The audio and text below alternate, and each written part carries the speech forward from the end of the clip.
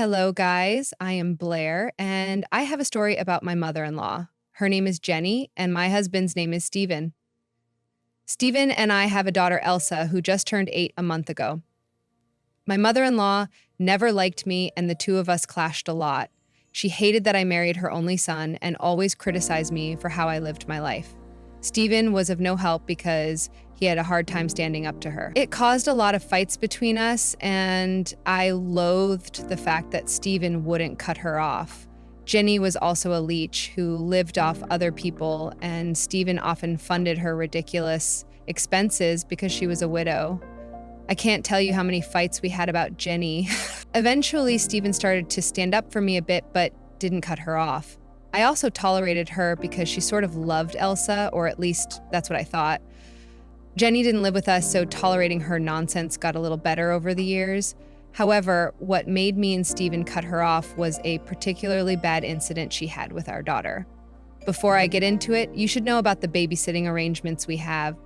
Since Steven and I both work, Elsa is picked up by her friend's father from school and taken to a daycare facility that her mother runs professionally. It's a very good place, and Elsa gets to spend time with her friend before we pick her up after work. While this was a great arrangement for everyone, Jenny always hated it. One day she said, "I don't understand how you could do this to my poor granddaughter." What is that supposed to mean, Jenny? I know that you guys work, but that doesn't mean you should pawn off your kid on someone else and make some random woman raise her. We are not pawning off Elsa to someone else, Mom. She goes to her friend's house, and her mother happens to run a licensed daycare center. This is all very professional. Oh, please, Steven. I know all about how horrible these daycare centers are. I am baffled as to why you guys even agreed to send Elsa to someone else's house. It's super unfair to her. Oh, my poor granddaughter being away from home for so long. I didn't like the way Jenny was making a big deal about how we sent Elsa to her friend's place while we worked. My mother-in-law was making it up to be something horrible. But in reality, it wasn't even such a big deal. We had an arrangement in place that worked out for everyone.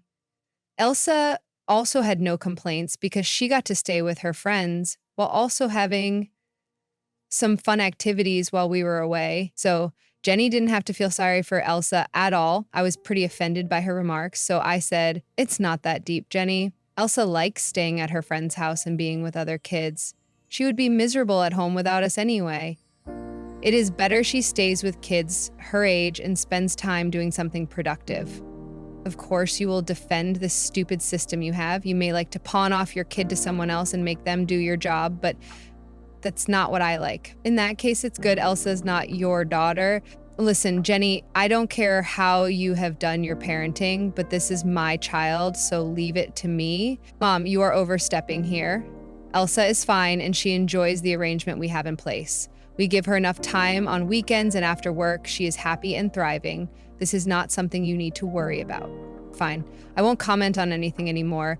It's just that it hurts to see my granddaughter being raised by someone who isn't family. But she is your kid, so what can I say? I knew that she wouldn't drop the issue so easily, but I was glad that my husband had my back on this matter. He'd been slow to show his spine, but I was thankful that he was at least willing to step in when necessary.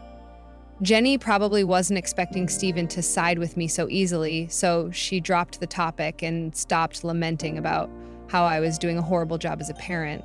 Now let me come to the main issue that led to my seeking revenge against Jenny.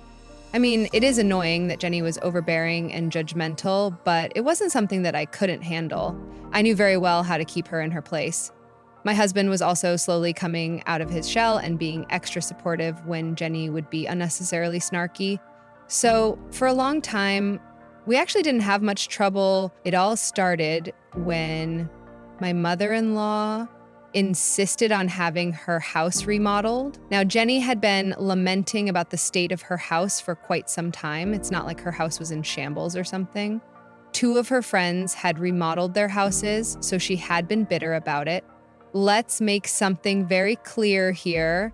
Those two friends of hers work and have good retirement funds.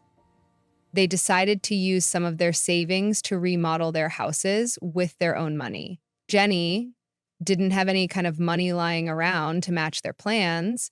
So what does she do? She nags my husband to shell out the cash. And what does my husband do? He agrees to pay for her house remodeling. I actually didn't mind that Stephen was paying for his mom's house to get a facelift of sorts. It was coming out of his personal savings, so I had nothing to say. He had explained his finances to me well enough before making the decision, and I found no reason to object, so Stephen went ahead and promised to give Jenny the funds she needed to give her house a makeover. This wasn't a small makeover, though. The contractor said that they needed 4 months to finish everything up.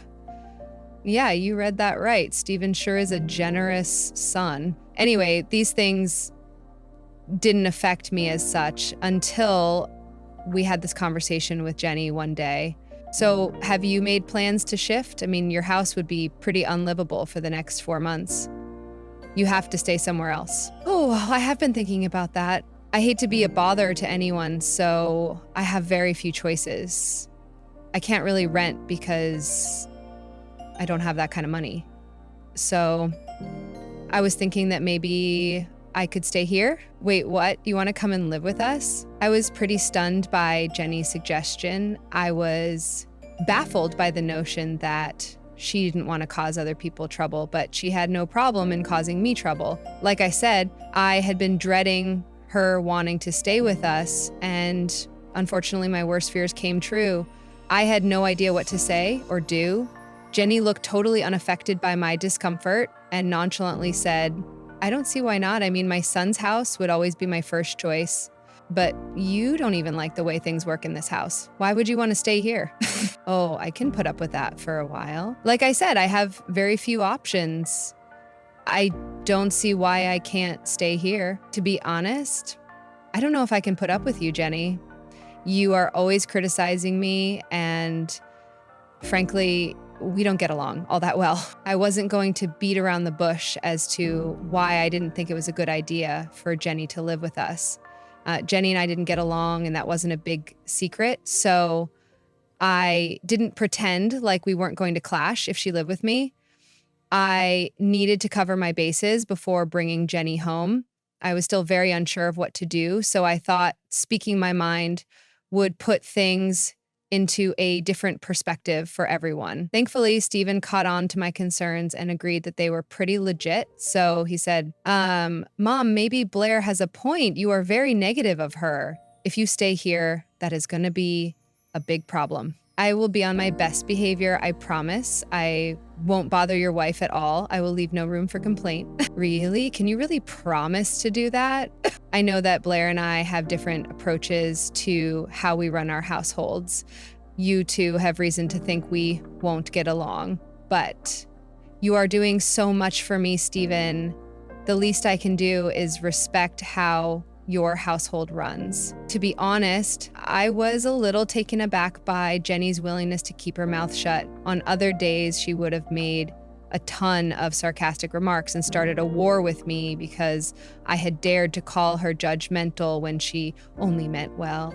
But that day, she seemed to be accepting of the fact that she does create issues regarding my household. And to top it off, she said that she was willing to adjust. It was all a little too much for me, so I said, okay, wow, that seems reasonable enough, I guess. I can also babysit your daughter for free. That way you two wouldn't have to spend hundreds of dollars getting her to that awful daycare center. We don't send our daughter to an awful daycare center, Jenny.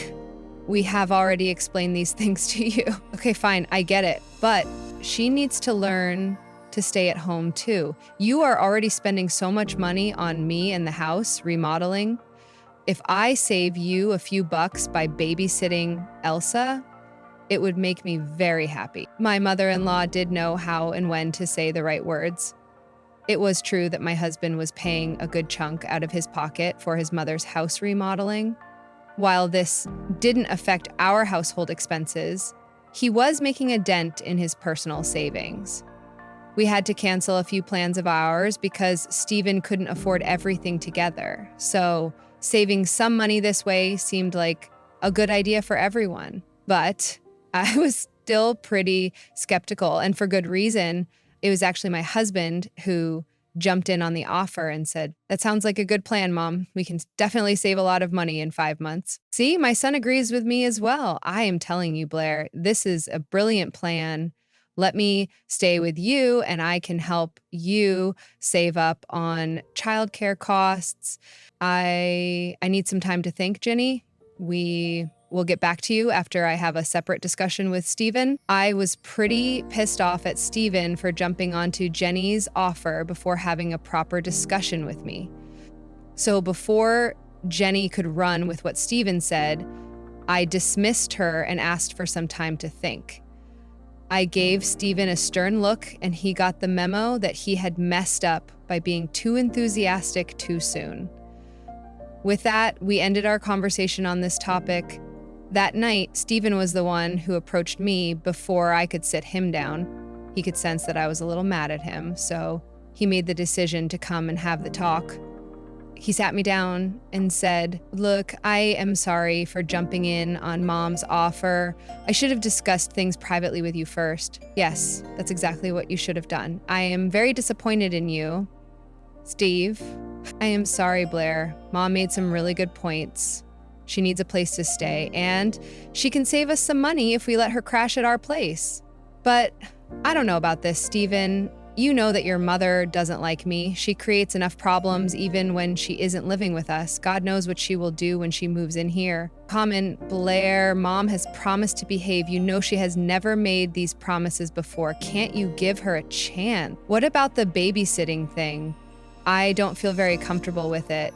I have a feeling Elsa wouldn't like it either. It will only be for a short while, Blair. It's not like Mom will stay with us forever. We can always go back to our original arrangement after Mom leaves." Stephen was trying hard to convince me. I knew he always wanted me and Jenny to get along, so he might have thought that this might be a bonding experience.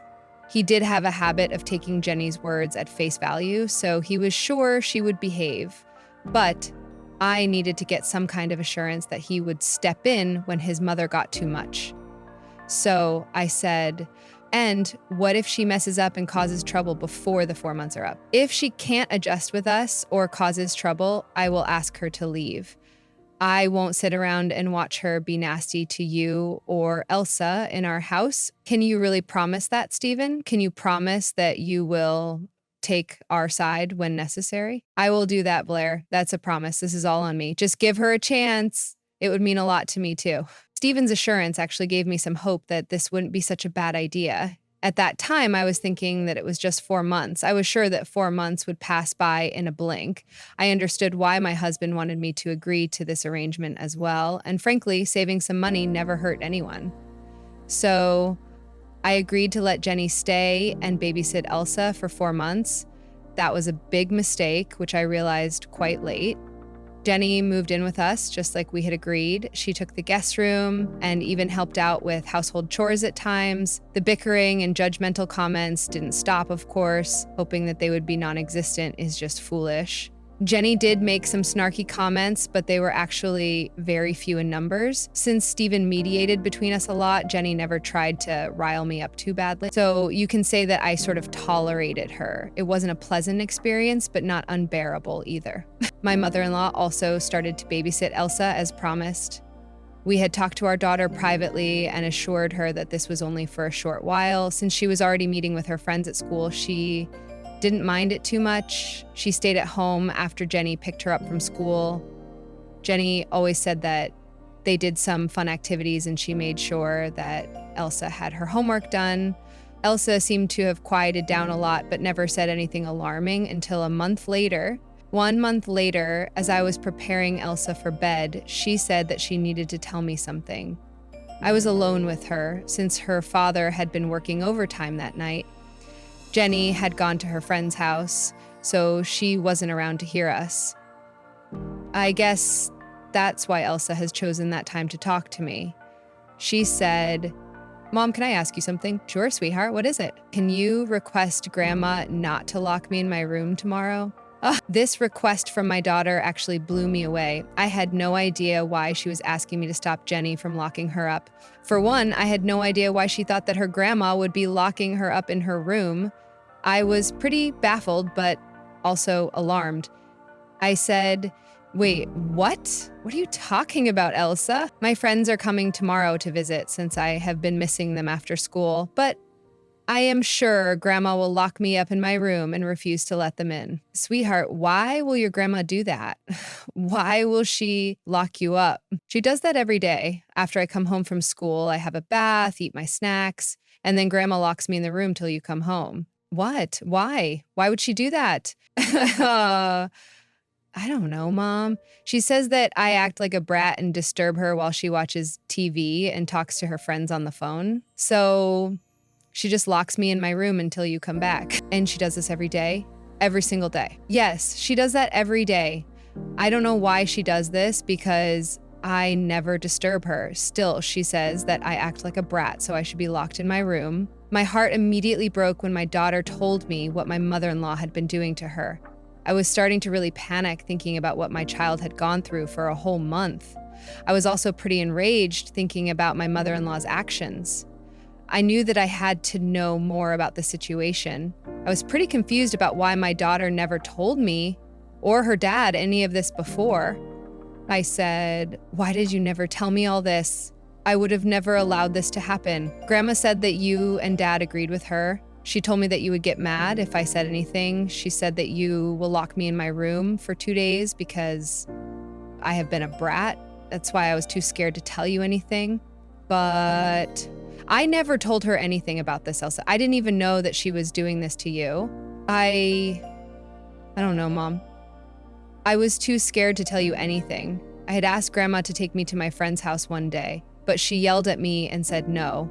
After that, I was afraid to ask for anything. I heard everything that my daughter wanted to tell me, and I felt my blood start to boil. My mother-in-law had been treating my child horribly. What she was doing was downright abuse. I had no idea she could be so cruel to her own granddaughter. She always made a fuss about how I should be keeping Elsa at home after school. She always said that's what she would have done if Elsa was her child. So I had expected Jenny to take good care of her when she was at home, but I was highly mistaken because my mother-in-law had been just locking Elsa in her room before we came back. She even threatened and scared my child to make sure she never told any of her parents about what was going on at home. I put my daughter to bed after assuring her that I would take care of things. Then I started to do some thinking on my own. Stephen used to come home after Elsa's bedtime due to his working overtime. So I had plenty of time to think about the situation beforehand. I was fuming and wanted to be at Jenny's throat when I heard what she had done. But that would have landed me in jail. Instead, I started to think about ways I could confront Jenny and actually teach her a lesson. One thing was for sure, I wasn't going to let her near my daughter. Also, I was going to throw her out of the house. But I needed proper evidence to show that Jenny had been abusing my child. I knew that without evidence, Jenny would say that Elsa was lying. She had already proven to be a manipulative woman, so God knows what sob story she would have come up with.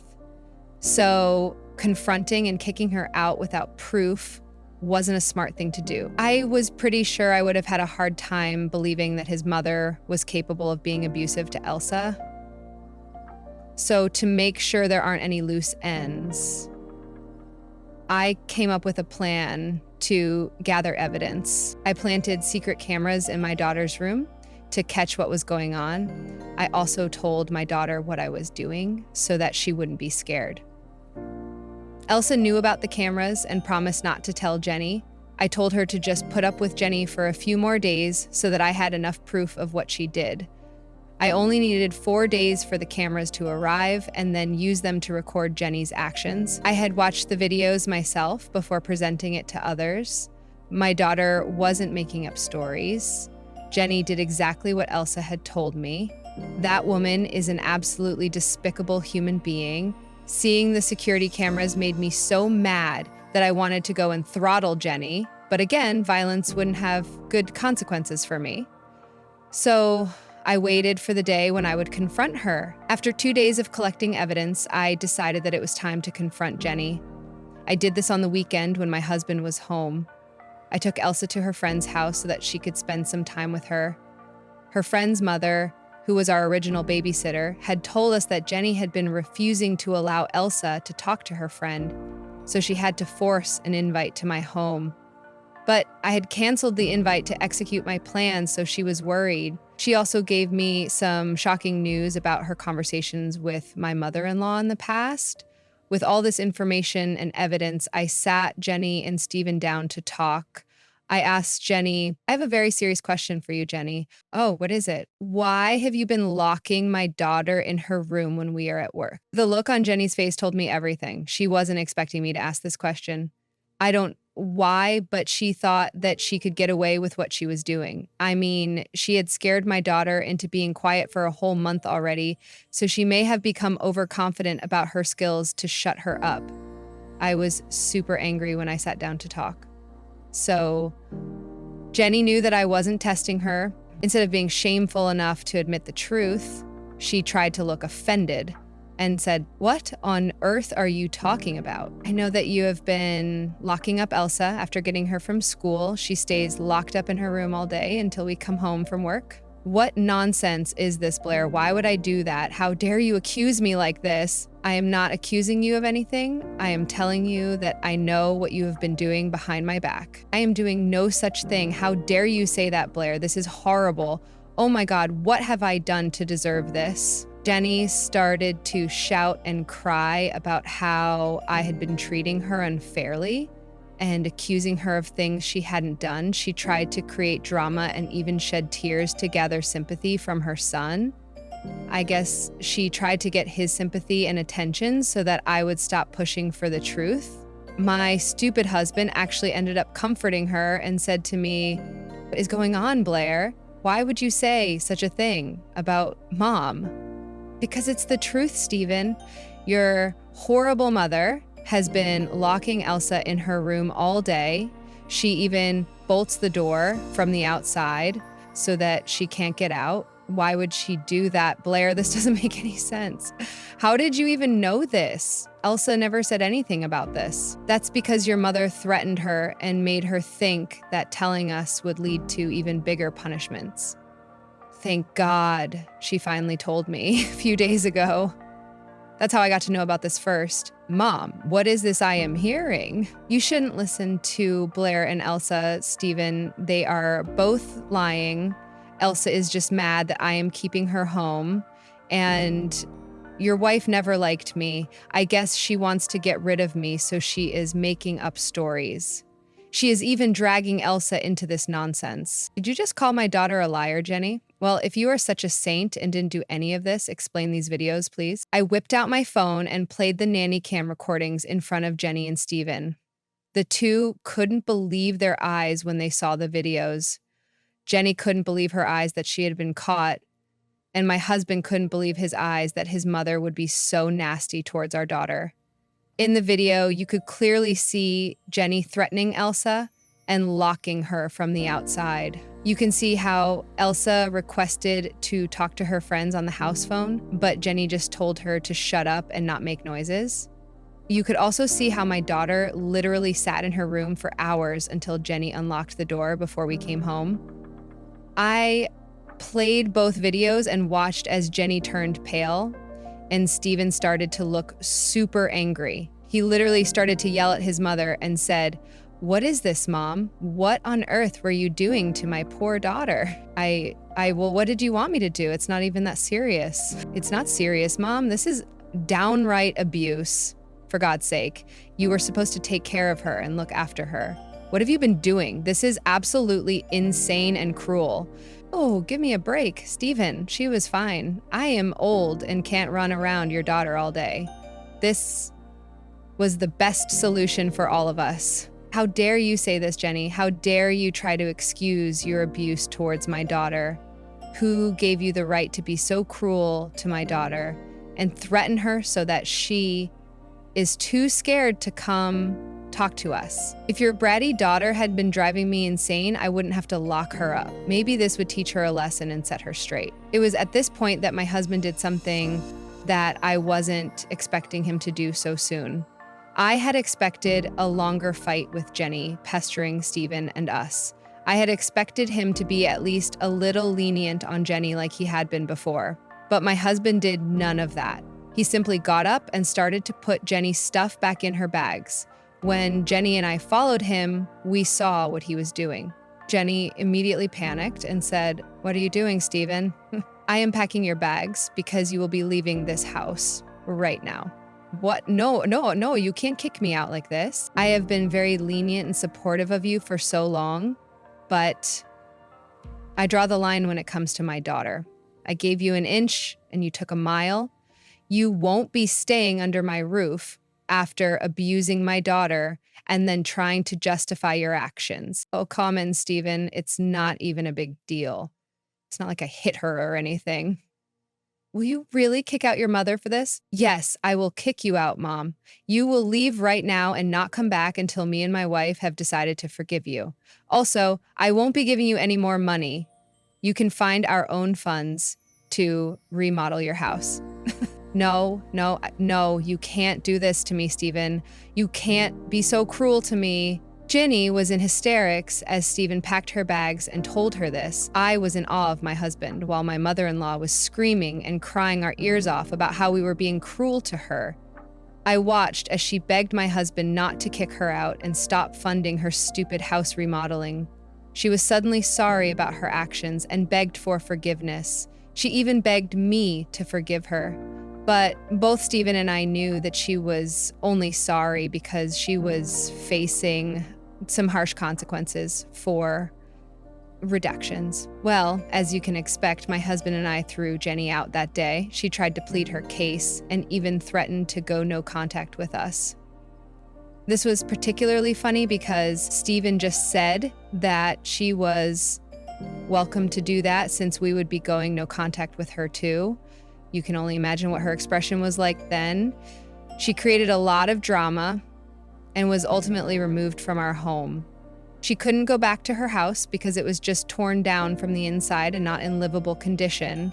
No relative of hers would take her in because we had done our duty in sending them the videos and telling them the whole story. Most of the cousins had small children at home, so they wanted nothing to do with Jenny. In the end, she has absolutely nowhere to stay. Our family has not been in contact with her since that day.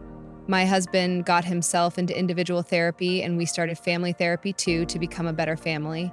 After realizing what a doormat he has been for years, he has come around and constantly keeps apologizing for allowing his mother to treat me badly. I have pretty much forgiven him after he showed his shiny spine and protected our family. Our daughter is also much happier as we get back into our old system. Jenny tries to get in touch with us, but we keep blocking her and keeping her away from our happy family.